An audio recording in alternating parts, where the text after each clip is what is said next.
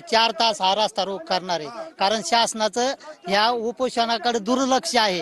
याच ठिकाणी 1 किलोमीटरवर सराटी अंतरवालीला अख्खं मंत्रिमंडळ आलं, एवढंच नव्हे या राज्याचे मुख्यमंत्री आले। तर मी या राज्याच्या मुख्यमंत्र्याला असा इशारा देतो, जर का तुम्ही या ठिकाणी उद्या नाही आले तर उद्या ओबीसी काय आहे हे तुम्हाला दाखवून दिल्याशिवाय राहणार नाही।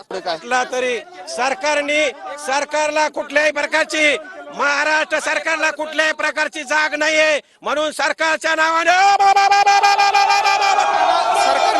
प्राध्यापक हाके आणि वाघमारे सर उपोषणाला बसलेले आहेत, तरी शासन लक्ष देत नाही। म्हणून शासनाचं लक्ष वेधण्यासाठी आम्ही या ठिकाणी येऊन रस्ता रोको आंदोलन केलेलं आहे।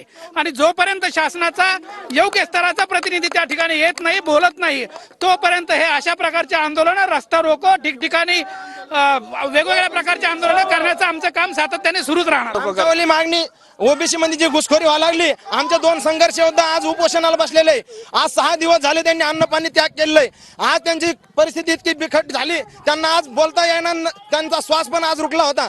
जोपर्यंत आमच्या संघर्ष योद्ध्याला जर शिकवी धक्का लागला तर आम्ही अख्खा महाराष्ट्र पेटून टाकल्याशिवाय राहणार। तर ओबीसी आंदोलकांना पोलिसांनी सध्या या ठिकाणाहून हटवलेलं आहे। मात्र काही वेळापूर्वी धुळे-सोलापूर महामार्गावर ओबीसी आंदोलकांनी या ठिकाणी आक्रमक आंदोलन केलं। धुळे-सोलापूर रोडवर ओबीसी आंदोलक आक्रमक झाले। वडीकोत्री गावाजवळ आंदोलकांनी रास्ता रोको केला। ओबीसींवर अन्याय नको, मराठ्यांना ओबीसी मधून आरक्षण देऊ नका अशी मागणी सरकारकडे त्यांनी केली आहे। लक्ष्मण हाकेंच्या उपोषणास्थळी आंदोलक आक्रमक झाले आणि रस्त्यावर त्यांनी टायर जाळलेले आहे। धुळे-सोलापूर महामार्गावर वाहतूक त्यानंतर आता सुरू झालेली आहे। पोलिसांनी आंदोलकांना इथून हटवलेलं आहे, मात्र रस्त्याची दुतर्फा अद्यापही आंदोलक थांबून आहेत।